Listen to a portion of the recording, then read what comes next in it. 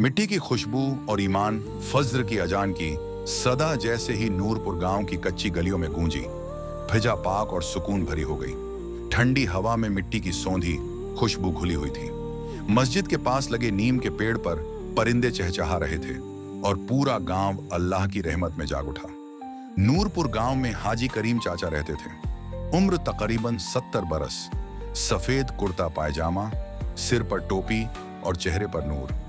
वह नमाज के बाद रोज अपने खेतों की तरफ जाते और रास्ते में मिलने वाले हर शख्स को प्यार से सलाम करते। गांव वाले उनकी इज्जत इसलिए करते थे क्योंकि उनके लफ्जों में हिकमत और दिल में इंसाफ था। हाजी करीम चाचा का पोता अयान शहर में पढ़ाई करता था। छुट्टियों में जब वह गांव आया तो उसे गांव की जिंदगी कुछ धीमी और बेरौनक लगी। न ढंग का इंटरनेट था, न दोस्तों का साथ। वह अक्सर कहता, दादा जान गांव में रखा ही क्या है, तरक्की तो शहर में है।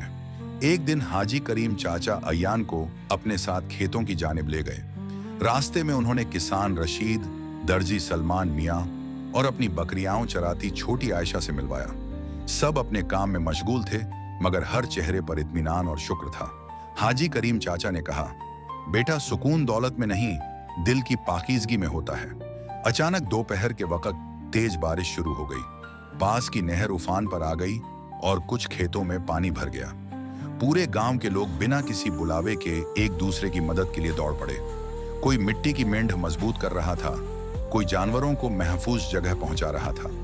अयान भी पहली बार पूरे दिल से इस खिदमत में लग गया। शाम तक हालात काबू में आ गए। मगरिब की अजान के बाद सब लोग मस्जिद के पास जमा हुए। किसी ने चाय बनाई, किसी ने खजूर बांटी। हंसी और दुआओं के दरमियान अयान को एक अजीब सी राहत महसूस हुई, ऐसी राहत जो शहर की चमक में कभी नहीं मिली थी।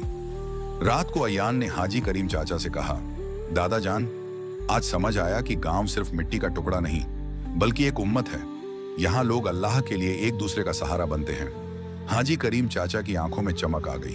उन्होंने कहा, बेटा यही तो हमारी असली पूंजी है, ईमान, सब्र और इंसानियत। उस रात अयान देर तक आसमान के सितारों को देखता रहा।